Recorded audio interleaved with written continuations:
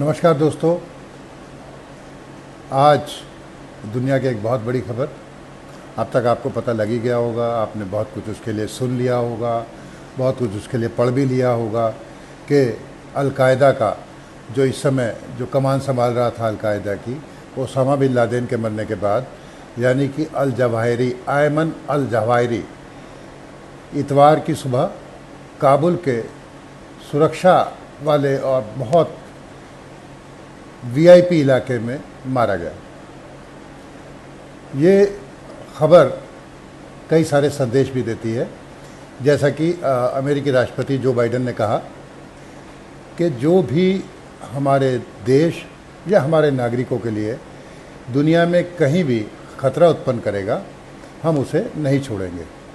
उन्होंने ये भी कहा कि 9/11 का इंसाफ अब मिला और बदला पूरा हुआ। पूर्व राष्ट्रपति ओबामा ने भी इस पर ट्वीट किया और कहा कि अब बदला पूरा हुआ, इंसाफ मिला। आपको याद होगा कि स्टेट एम्पायर बिल्डिंग को विमानों से उस पर हमला किया गया था और उसमें करीब 3000 अमेरिकी मारे गए थे। तब से अमेरिका इस वाक़े को भूला नहीं और चुन चुन के एक आतंकी को मारने का उसने संकल्प लिया। 2011 में पाकिस्तान की टोरा टोरा पहाड़ियों में छिपे ओसामा बिन लादेन को मार गिराया था। इसी प्रकार अब अल-जवाहिरी, जो उसके बाद अल-कायदा को संभाल रहा था, नेतृत्व कर रहा था, उसको भी इतना खुफिया, इतने तकनीक से सजे और कैसे उन्होंने इसकी योजना बनाई होगी, एक कमाल का अद्भुत करिश्मा करते हुए अपनी सुपरमेसी अमेरिका ने दोबारा साबित की और उसे काबुल के बहुत ही सुरक्षित इलाके में मार गिराया। अब इसमें कई बिंदु उठते हैं। अल-जवाहिरी अभी भी अमेरिका के लिए कभी कभी वीडियो जारी कर उकसाने वाली बातें करता था और भारत यानी हमारे देश के लिए भी उसके जो मंसूबे थे वो अच्छे नहीं थे, चाहे वो कश्मीर का मामला हो या पिछले दिनों उपजा हमजा यानी हिजाब का विवाद हो, हर एक पर वो उल जलूल बातें करके उकसाने वाली बातें किया करता था। एक और ख़ास बात, दुनिया को इसकी जानकारी थी या नहीं थी, पर अमेरिका के इस पूरे कार्रवाई की, इस मिशन की जानकारी भारत को थी। ये दावा बहुत से सूत्र कर रहे हैं और जो रक्षा विशेषज्ञ हैं वो भी कई जगह आपने पैनल्स पे देखा होगा, उन्हें बातचीत करते सब ये दावा कर रहे हैं कि भारत को इसकी पूर्व जानकारी थी। इससे साबित होता है कि भारत और अमेरिका में कितनी रणनीतिक दोस्ती है और अमेरिका कितना विश्वास भारत पर करता है। यहाँ जो मैं रोचक बात बताने जा रहा हूँ, ये सारी बातें वो हैं जो आपने सुन ली या पढ़ ली।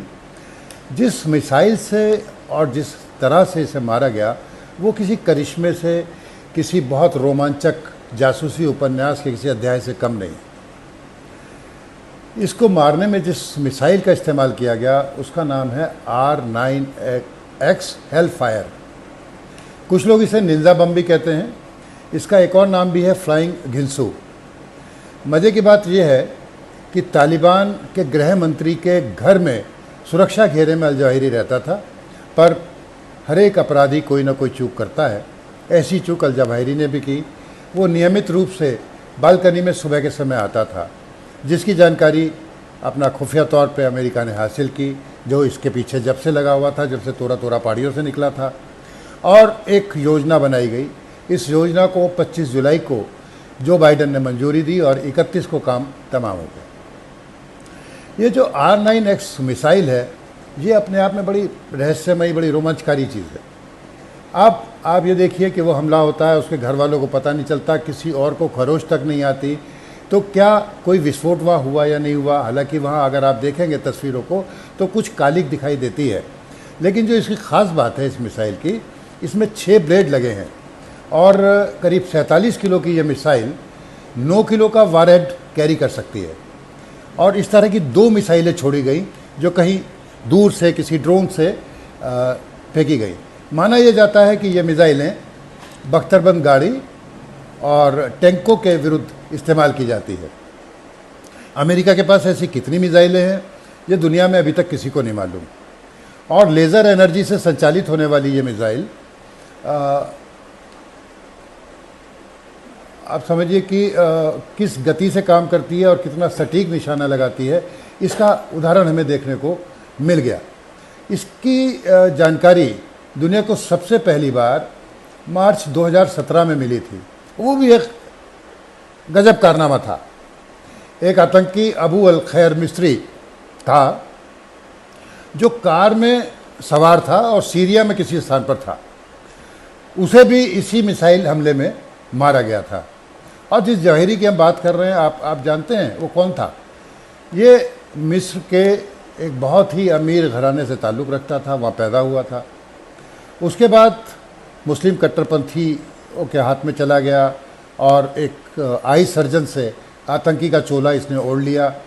जब वहाँ अनवर सादात को मारा गया तो उसकी हत्या में अल जवाहिरी का नाम आया था। 3 साल ये जेल में भी रहा और वहाँ से ये सऊदीया आ गया और ओसामा बिन लादेन से इसने हाथ मिला लिया।